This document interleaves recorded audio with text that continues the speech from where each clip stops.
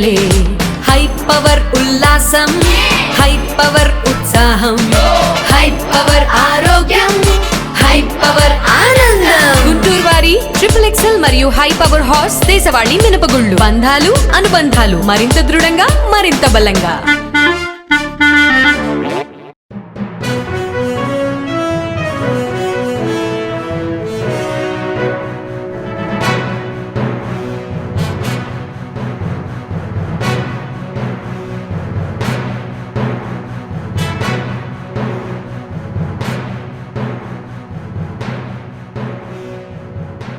నమస్తే, welcome to next Zee News. ఈనాటి వార్తా విశేషాలు.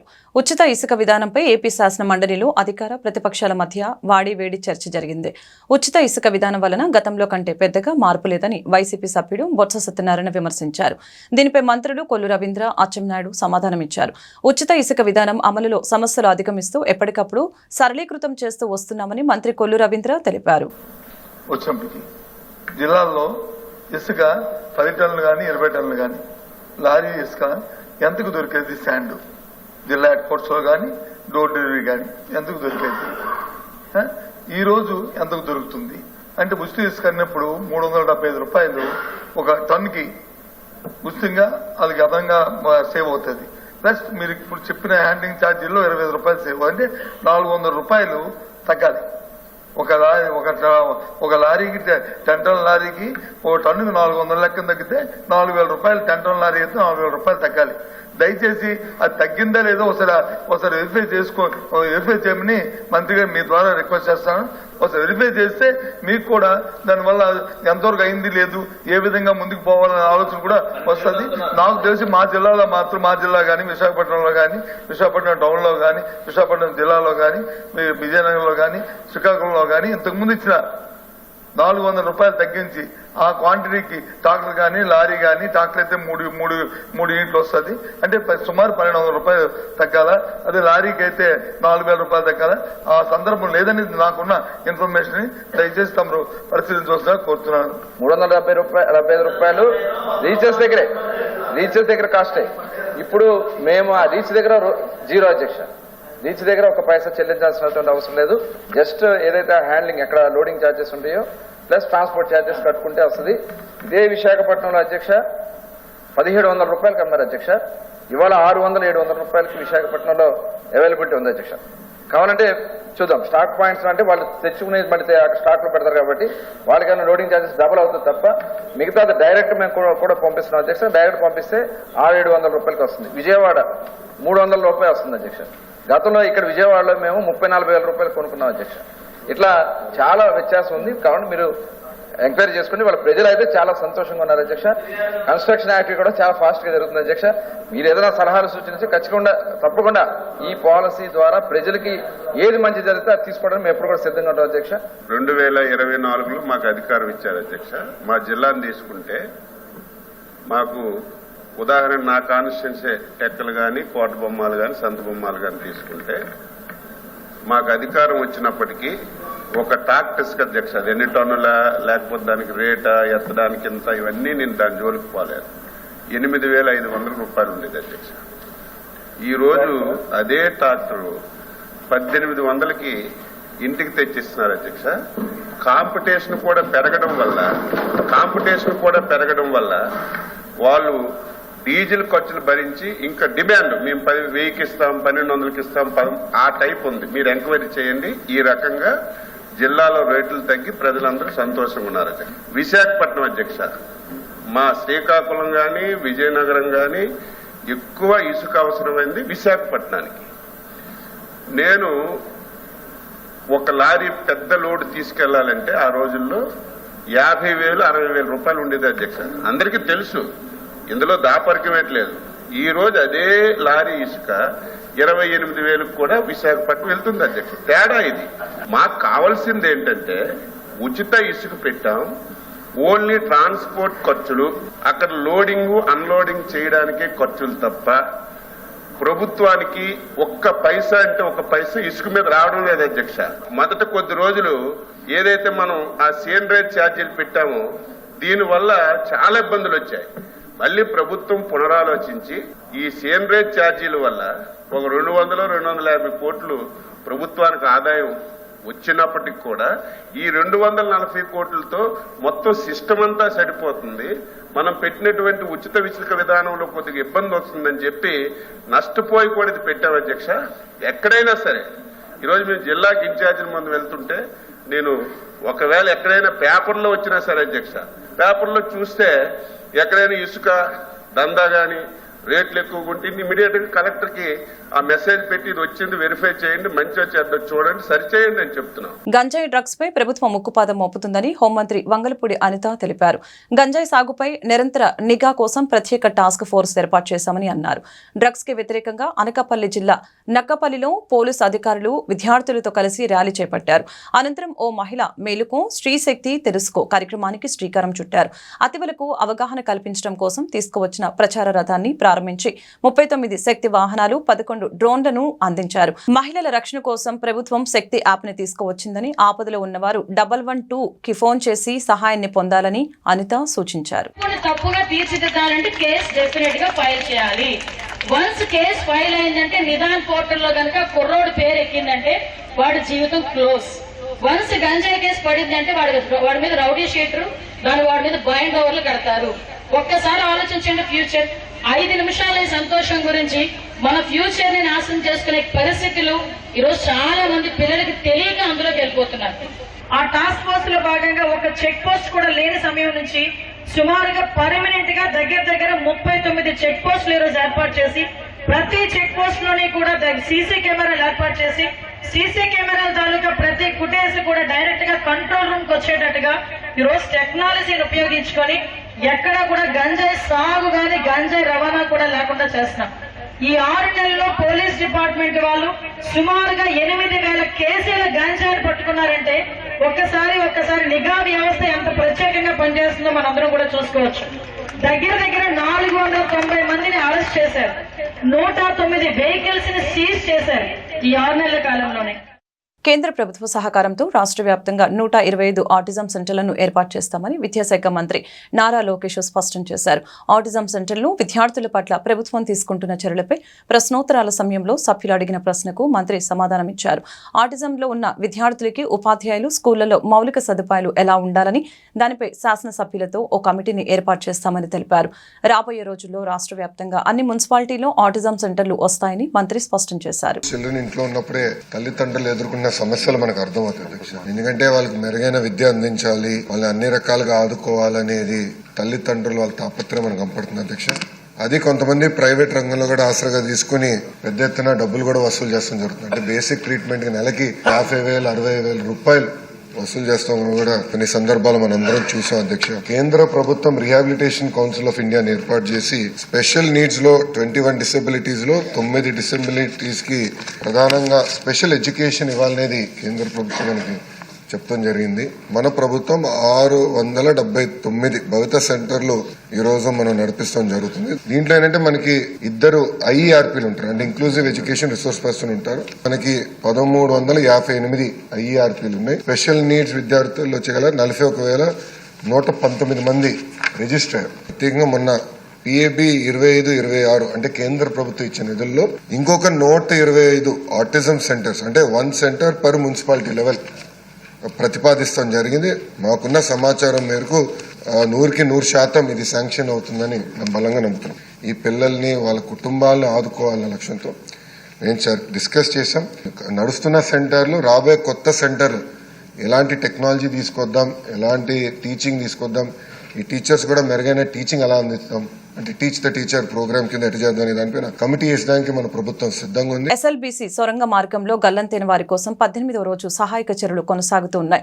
ఇంకా ఆచూకీ లభించిన 7 కోసం సహాయక బృందాలు అవిశ్రాంతంగా పోరాడుతూ ఉన్నాయి. మంగళవారం రోబోలను సైతం రంగంలోకి దించారు. రోబోటిక్స్ బృందం ఒక రోబోతో సొరంగంలోకి వెళ్లింది. మొదటి షిఫ్ట్ లో 110 మంది రెస్క్యూ టీం టన్నెల్లోకి వెళ్లి గాలిస్తోంది. రైల్వే బోర్డు పనితీరు మరింత మెరుగుపరచడంతో పాటు స్వతంత్రతను పెంపొందించేలా తీసుకువచ్చిన రైల్వే సవరణ బిల్లు 2024కి పార్లమెంట్ ఆమోదం తెలిపింది. రాజ్యసభలో రైల్వే మంత్రి అశ్విని వైష్ణవ్ బిల్లును ప్రవేశపెట్టగా ముజువాని ఓటు ద్వారా బిల్లు ఆమోదం పొందింది. ఈ బిల్లు చట్టం రూపం దాలిస్తే రైల్వే బోర్డు చైర్మన్ సభ్యుల నియామకం, అర్హతలు, పదవీ కాలాన్ని కేంద్ర ప్రభుత్వం నిర్ణయిస్తుంది. రైల్వేలో పోటీతత్వాన్ని పెంపొందించేందుకు ఛార్జీలు వంటి అంశాలను పర్యవేక్షించడానికి స్వతంత్ర నియంత్రణ సంస్థని నియమించేందుకు బిల్లు వీలు కల్పిస్తోంది. ఈ బిల్లు ద్వారా కేంద్ర ప్రభుత్వం రైల్వే బోర్డుని తన నియంత్రణలోకి తీసుకునేందుకు ప్రయత్నిస్తుందని విపక్షాలు ఆరోపించాయి. గత ప్రభుత్వంలో మద్యం లావాదేవీలకి సంబంధించిన దస్త్రాల దహనానికి సంబంధించి శాసన మండలిలో రసవత్తర చర్చ సాగింది. తాడేపల్లి ప్యాలెస్ లో మద్యం దస్త్రాలు తగలబెట్టారంటూ మంత్రి కొల్లు రవీంద్ర చేసిన వ్యాఖ్యలపై బొత్స సత్యనారాయణ అభ్యంతరం వ్యక్తం చేశారు. ఆ వ్యాఖ్యల్ని రికార్డుల నుంచి తొలగించాలని చైర్మన్ ను కోరారు. కాగా వాస్తవాలు చెప్పామని ఫైళ్లు తగలపెట్టిన ఘటనకి సంబంధించి సీసీటీవీ ఫుటేజీ ఇవ్వమని ఎన్నిసార్లు కోరినా ఇవ్వలేదని మంత్రులు కొల్లు రవీంద్ర, అచ్చెన్నాయుడు ధీటుగా బదులిచ్చారు.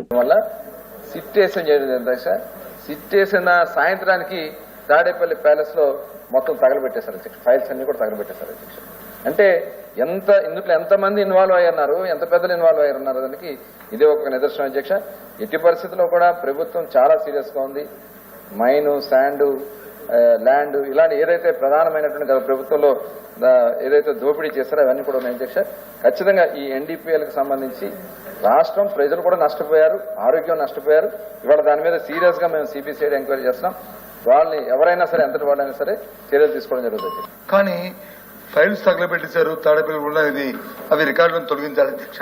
పట్టుకోండి, అవి చూపెట్టి రుజువు పెట్టి చెప్పుకోండి, అప్పుడు చేయండి. కానీ ఇలాంటి సభల్లో గౌరవమైన మంత్రి గారు, ఒక రెస్పాన్సిబుల్ వ్యక్తులు అలాంటి పాసింగ్ రిమార్క్స్ చేయడం అనేది చాలా దురదృష్టం అధ్యక్ష. దయచేసి దాన్ని తొలగించండి. రేపు రికార్డులో పెట్టుకోండి, ఎంక్వైరీ సెంటర్ పెట్టుకోండి. దాన్ని కూడా ఒక దీంట్లో ఫైండింగ్స్ లో పెట్టుకోండి. అది జరుగుతాయి. ఏది వాస్తవాలు వస్తే ప్రజలు చెప్తారు మీరు. అంతేగాని దీన్ని రికార్డులు ఉంచడం మాత్రం సమంజసం కాదనేది నా తాలూకా సబ్మిషన్ అధ్యక్ష. మీకు మంత్రి గారికి కూడా దయచేసి దాని మీద మీ రెస్పాన్స్ చెప్పుకోండి, తప్పు కాదు. కానీ ఇలాంటి స్వాతంత్ర రిమార్క్స్ చేయొద్దు అనేది నా రిక్వెస్ట్. ఇది వాస్తవం. తగలబడిన వాస్తవం. దానికోసమే మేము ఆ రోజున ఆ వీడియో ఫుటేజ్ ఏదైతే ఉన్నాయో ఇవ్వమంటే ఇవాళ వరకు వాళ్ళు ఇవ్వలేదు అధ్యక్ష. ఇప్పుడు అక్కడ వీడియో ఫుటేజ్లు ఉన్నాయి, కెమెరాలు ఉన్నాయి, ఫుటేజ్లు ఎందుకు ఇవ్వలేదు అధ్యక్ష? ఇవాళ దాని మీద ఖచ్చితంగా ప్రభుత్వం నిర్ణయం తీసుకుంటుంది అధ్యక్ష. ప్రభుత్వం ఇది కంటిన్యూ ప్రాసెస్. మీకు అధికారం ఉంది, మీరు ఎంక్వైరీ చేయొచ్చు, అధికారులు మీ మనుషులే చేయొచ్చు, వాస్తవాలు బయటపెట్టండి. అంతేగాని మీరు వచ్చి సీసీ ఫుటేజ్ ఇవ్వలేదు, ఇది ఇవ్వలేదు. ఏ సీసీ ఫుటేజ్ ఎవరింటి సీసీ ఫుటేజ్ ఎవరు ఇస్తారు అధ్యక్ష? ఎవరి ఇంట్లో మా ఇంట్లో జరుగుతున్న కార్యక్రమం సీసీ ఫుటేజ్ ఇమ్మంటే ఇస్తామా? అక్కడ ఏదైనా జరిగితే ఆ జరిగిందాన్ని నిరూపిస్తే అప్పుడు అడిగితే అప్పుడు ఇస్తారు తప్పకుండా అధ్యక్ష. ఆలోచన చేయండి. అంటే ఏమిటిది మాట్లాడింది? మీ రికార్డులో మొత్తం దాన్ని మాత్రం తొలగించాలని మా తాలూకా మా పార్టీ తరఫున మేము కోరుతున్నాం. ఆ రోజు ఫైళ్లు తగలబడ్డాయి. వెంటనే ప్రభుత్వం అప్రమత్తమై అక్కడికి వెళ్లి ప్రభుత్వ సీసీ కెమెరాలు ఏమి ఉన్నాయో చూసి మొత్తం వెరిఫై చేశారు. అక్కడ ఉన్నటువంటి సీసీ కెమెరాల్లో కొంత సమాచారమే వచ్చింది. ఆ సీసీ కెమెరాల్లో అక్కడ ఎవరైతే హౌస్ ఉందో హౌస్ నుంచి బయటకు వచ్చి ఇది జరిగినట్టుగా కొంత ఆధారం కనిపించింది. అలాగని చెప్పి మేము విమర్శ చేయలేదు. మా ఆఫీసర్స్ ఒక లేఖ రాసి మా దగ్గర కొంతే సమాచారం ఉంది, మీ దగ్గర కూడా సీసీ కెమెరాలు ఉన్నాయి, మీ దగ్గర ఇన్ఫర్మేషన్ మాకు ఇవ్వండి అని 3-4 సార్లు అడిగితే బాధ్యత కలిగినటువంటి వ్యక్తులైతే, కనీసం ఇన్సిడెంట్ జరిగినప్పుడు అక్కడ ఏం జరిగిందో బయటికి చెప్పాలని ఆలోచన ఉన్నటువంటి వ్యక్తులైతే, ఇగో మా దగ్గర కూడా ఈ సమాచారం ఉంది, దీన్ని కూడా మీరు తీసుకొని 2 క్లబ్స్ చేసి ఎవడు తప్పు చేశాడో వాడిని శిక్షించండి అని చెప్పాలి అధ్యక్ష. కానీ బాధ్యత రాహిత్యంగా ఇవ్వకుండా మళ్ళీ ఎదురుదాడి అధ్యక్ష. మా నాయకుడిని హతమార్చేయాలని, మా నాయకుడిని దాడి చేయాలని చాలా మంది ప్రయత్నం చేస్తున్నారని చెప్పి మళ్ళీ తిరిగి పోలీస్ స్టేషన్లో కంప్లైంట్ ఇచ్చిన పరిస్థితి అయితే ఏమనాలి? అందుకే మేము స్పష్టంగా ఆరోపణ చేశాం. ఆ రోజు ఏవైతే లిక్కర్కి సంబంధించినటువంటి ఫైల్స్ అన్ని కూడా అక్కడ తీసుకొచ్చి తగలబెట్టారని చేశాం.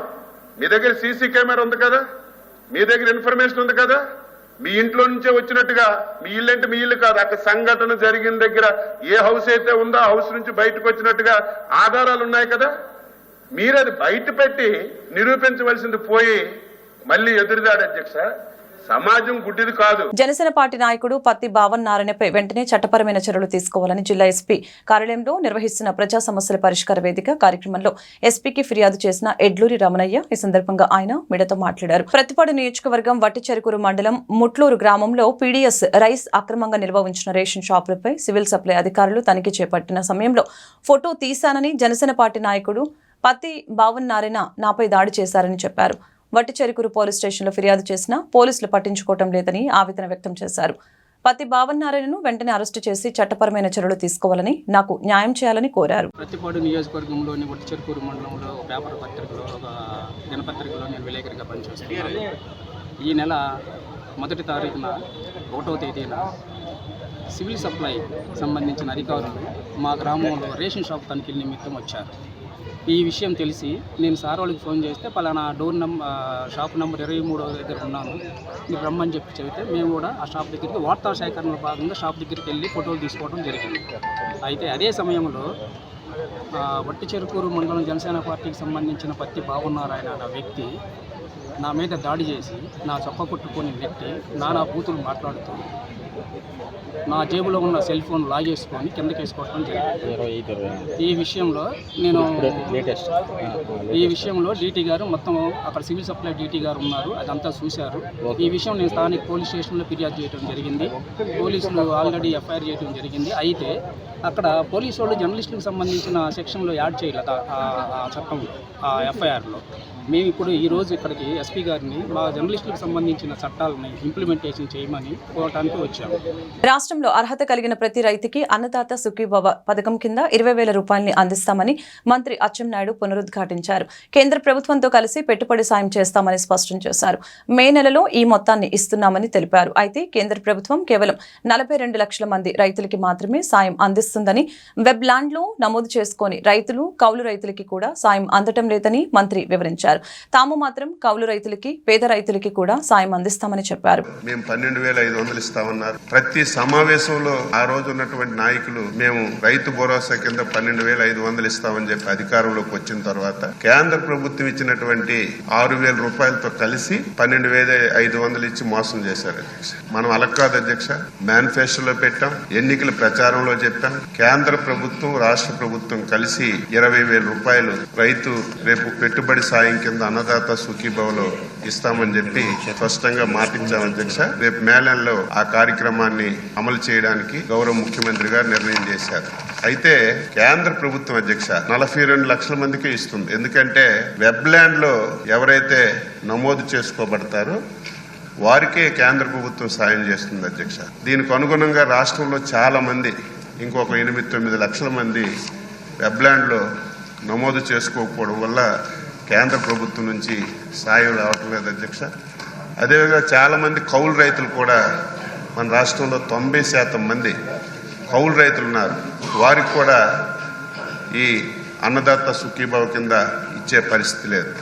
అందుకే ముఖ్యమంత్రి గారు స్పష్టంగా చెప్పారు, భూమి లేనటువంటి నిరుపేద రైతులు ఎవరైతే కౌలు రైతులు ఉన్నారో వాళ్ళకి కానీ, వెబ్ ల్యాండ్లో లేనటువంటి వాళ్ళకి కానీ తప్పనిసరిగా ఈ పరిహారం అందించాలని చెప్పి నిర్ణయం చేశారు. శాసనసభ ద్వారా రైతాంగానికి మాటిస్తున్నాం.